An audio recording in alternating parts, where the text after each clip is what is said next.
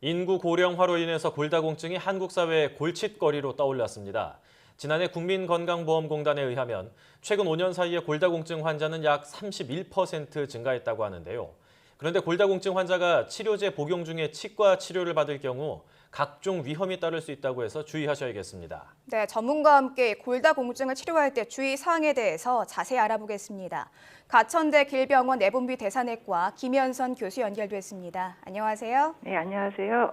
네, 교수님 흔히 골다공증 많이 들어본 이 질환의 이름이긴 한데 어떤 병인지 자세히 좀 설명 부탁드리겠습니다. 예, 골다공증은 골량의 감소와 미세 구조의 이상을 특징으로 하는 전신적인 골격계 질환으로서 결과적으로 뼈가 약해져서 낮은 강도의 충격에 쉽게 부러지는 상태가 되는 질환입니다. 뼈는 일생에 한 번 만들어지는 조직이 아니고 끊임없이 재생되는 조직입니다.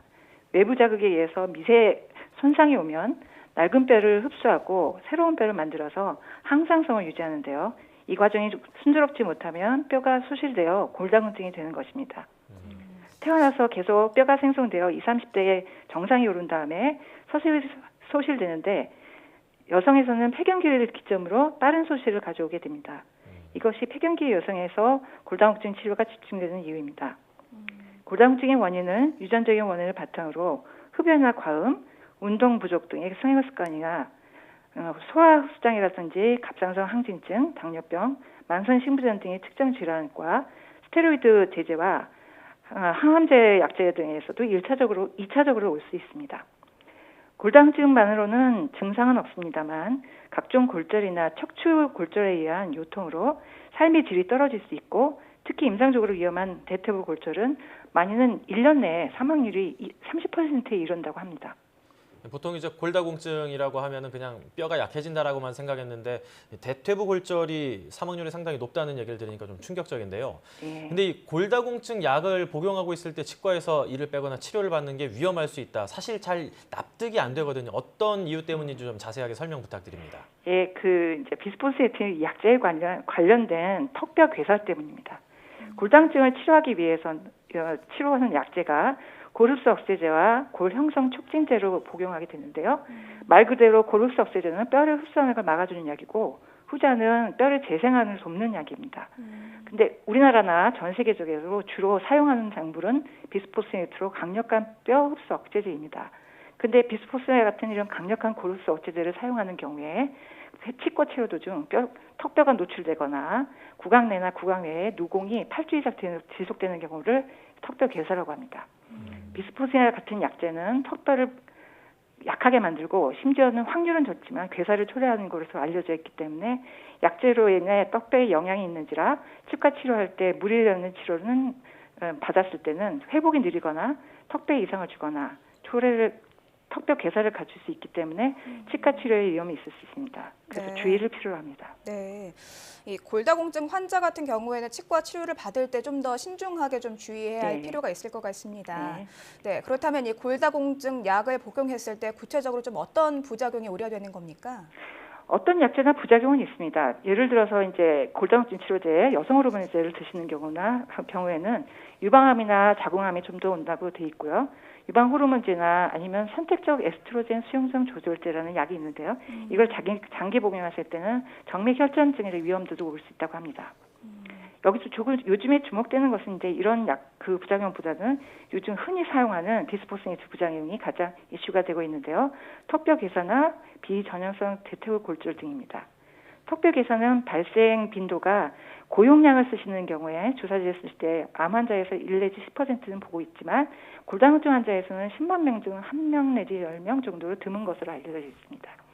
그리고 비전형적 대퇴부 골절은 장기 투여 환자에서 이제 대퇴부나 서해부 통증이 있거나 엑스레이상 비우된 비골절이나 피질골이나 골막 반응을 보이면 의심하게 되는데 비전형적 대퇴부 골절은 미세골절의 축적이나 정상적인 골 재형성을 지나치게 방해해서 사소한 예상으로도 보통 골절이 오지 않는 부위에 골절이 오는 특이한 형태의 골절을 말합니다. 예, 골다공증 치료제를 복용한 뒤에는 또 바로 누워서는 안 된다는 얘기도 있던데요. 이게 사실인가요? 네.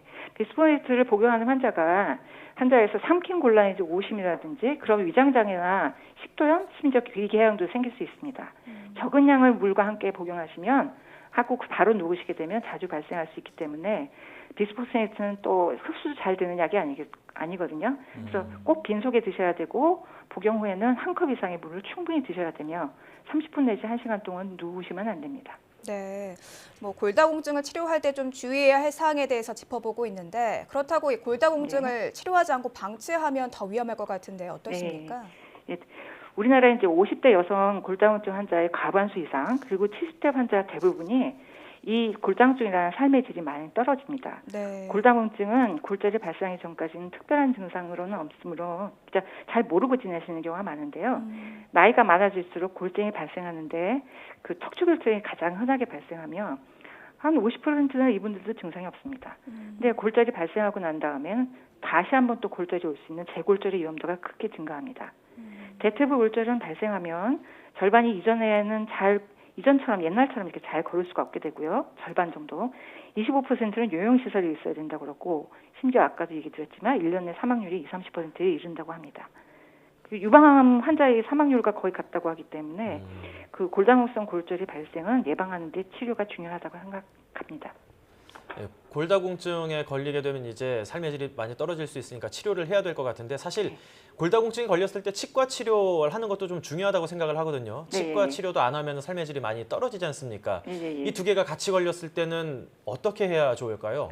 일단은 이제 먼저 알아두셔야 될 게 약을 먹고 계신 게 꼭 비스포스네이트는 아니라는 걸 알고 계셔야 돼요. 환자분들은 다 똑같은 약이라고 생각하는데 좀 다를 수 있거든요. 그 환자분이 복용하는 약을 먼저 확인하셔야 되겠고 우리나라에도 이게 대한 골다사학회나 대한구강학 안면외과학회에서 치료 지침이 나와 있습니다. 권장하는 치료 지침은 비스포스네이트를 복용하는 골다공증 환자, 특히 이제 당뇨병이나 고혈압 환자, 치주 질환이 있거나 뭐 틀니레시스나 이런 분들은 치과 치료를 미리 권장하고 있고요. 이런 그 임상적인 위험도가 없는 경우에 약제를 갖다가 그 비스포스네이트를 4년 이하로 쓰신 경우에는 굳이 치과 치료 계획을 바꿀 수는 없고요. 다만 처방한 주치의와 의논해서 조금 이제 좀 불안하시면 다른 약을 바꾸거나 아니면 용량을 조금 줄여보시거나 중단을 고려할 수 있습니다.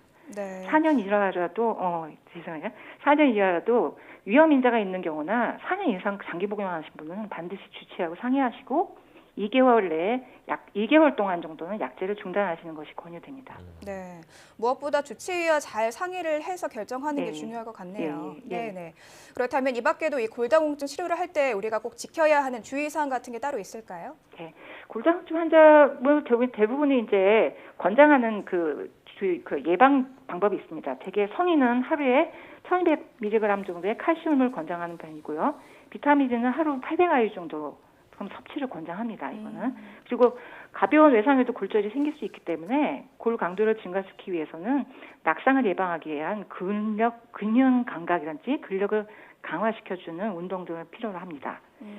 그 어지럼증을 유발할 수 있는 약물은 좀 피하셔야 되겠고, 뭐 가구나 전기기구 정리, 뭐 아주 간단해 보이지만 실내 조명 키우는 것도, 조명을 밝히는 것도 이런 것도 그 골다공증에 많은 도움이 된다고 합니다. 그리고 과도한 음주나 뭐 당연히 금연은 하셔야 되겠고요. 운동은 하루 30분 이상, 주 3회 이상 하는 것이 좋다고 합니다. 네.